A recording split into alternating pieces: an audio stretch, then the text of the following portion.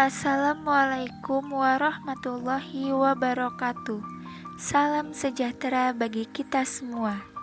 Yang terhormat Pak dosen serta teman-teman yang saya sayangi, izinkanlah kelompok 3 untuk mempresentasikan tentang materi dari sumber-sumber ajaran Islam. Materi yang akan disampaikan yaitu mengenai Al-Quran, hadis, dan ijtihad. Sebelum melanjutkan penjelasan mengenai materi yang akan disampaikan, saya akan terlebih dahulu memperkenalkan nama-nama anggota kelompok 3. Yang ke-1 yaitu Andriani Dwi Lestari, yang kedua Arni Rizky Lailatul Saadah, dan yang terakhir Nabilatu Zahro. Baik, selanjutnya akan saya sampaikan materi mengenai Al-Quran. Al-Quran dalam bahasa Arab adalah kitab suci agama Islam. Umat Islam mempercayai bahwa Al-Quran merupakan puncak dan penutup wahyu Allah yang diperuntukkan kepada manusia, yang disampaikan oleh Nabi Muhammad SAW melalui perantaraan malaikat Jibril.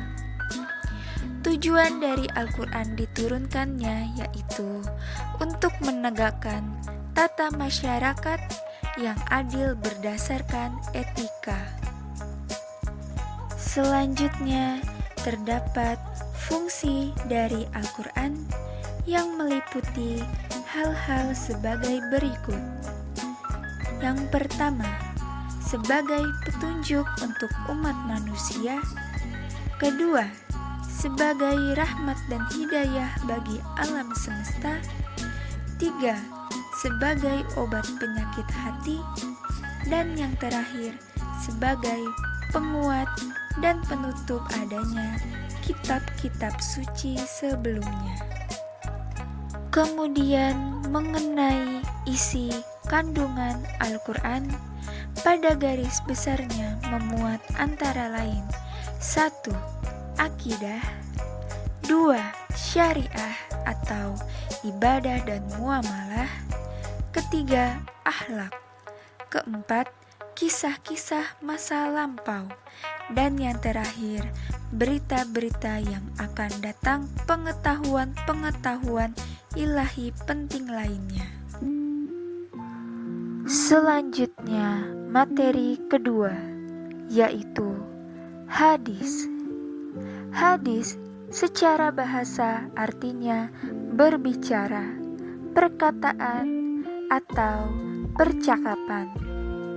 Menurut istilah ulama ahli hadis, hadis yaitu apa yang diriwayatkan dari Nabi, baik berupa perkataan, perbuatan, dan ketetapannya berupa sifat jasmani atau sifat akhlak maupun perjalanan sebelum atau setelah diangkat sebagai Nabi. Ada pula fungsi dari hadis, yaitu fungsi hadis dalam syariah adalah sebagai penjelas dari Al-Quran yang masih bersifat global, mengkhususkan yang masih bersifat umum, dan menjabarkan yang masih mutlak. Selanjutnya saya akan menjelaskan mengenai hadis dalam hubungannya dengan Al-Quran antara lain sebagai berikut. 1. Sebagai bayan tafsir, yaitu menerangkan ayat-ayat secara umum, mujmal, dan musyitaruk. Kedua, sebagai bayan takrir, yaitu sunnah, berfungsi untuk memperkokoh ayat Al-Quran. Dan yang terakhir sebagai bayan taudlih, yaitu menerangkan maksud dan tujuan sesuatu ayat Al-Quran seperti pernyataan Nabi Muhammad SAW bahwa Allah tidak mewajibkan zakat, melainkan supaya menjadi baik harta-hartamu sesudah dizakati. Kemudian terakhir mengenai landasan dari hadis. Landasan hadis sebagai sumber syariah meliputi 1. Unsur iman, 2. Al-Quran, dan yang ketiga sunnah. Dan materi yang akan disampaikan sebagai materi terakhir yaitu tentang ijtihad. Ijtihad menurut bahasa adalah percurahan segenap kesanggupan untuk mendatangkan sesuatu dari berbagai jurusan atau perbuatan.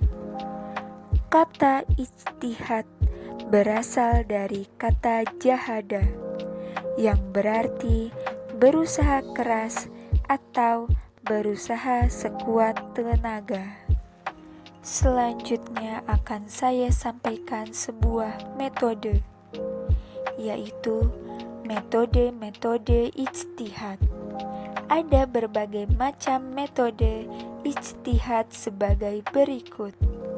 1. Qiyas. Qiyas artinya reasoning by analogy.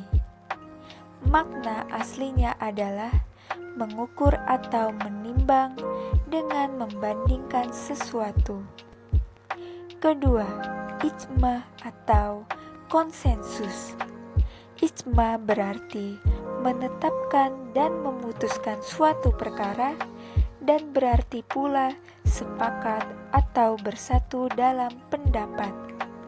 Ketiga, istihsan. Menjelaskan keputusan pribadi yang tak didasarkan atas qiyas, melainkan didasarkan atas kepentingan umum atau kepentingan keadilan. Dan yang terakhir, maslahat al-mursalat, artinya keputusan yang berdasarkan guna dan manfaat sesuai dengan tujuan hukum. Sekian penyampaian materi yang disampaikan dengan video presentasi ini dari kelompok 3. Saya akhiri, kurang lebihnya mohon maaf. Wassalamualaikum warahmatullahi wabarakatuh.